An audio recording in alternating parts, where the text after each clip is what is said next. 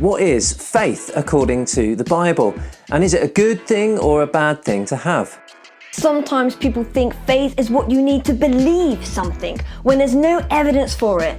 They might say, I don't need faith because I trust in science and evidence. This definition of faith might go like this. Faith is believing stuff without evidence or reason. But this definition of faith is what we might call blind faith. Not a good thing, and it's not the kind of faith the Bible tells us we need to have.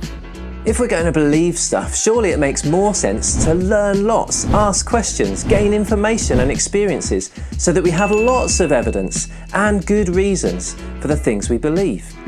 We could call this kind of faith reasoned faith, and the definition might go like this. Faith is believing stuff based on evidence and reason.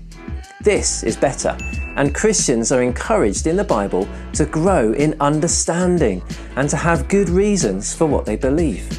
It says, fools find no pleasure in understanding, but delight in airing their own opinions. So understanding others and learning new information rather than thinking we're always right. And the Bible tells Christians, always be prepared to give an answer to everyone who asks you to give the reason for the hope that you have. But do this with gentleness and respect. So Christians should be ready to give good reasons for what they believe. So reasoned faith is not like a blind leap of faith, but more like a reasonable, rational step of faith. Sometimes Christians even get muddled up and say things like, well, I think it takes more faith to be an atheist than to be a Christian. But do they really think atheists have more faith than Christians? And if they do, why isn't that a good thing? What they really mean is that they find atheism, no God, much less believable than theism, God.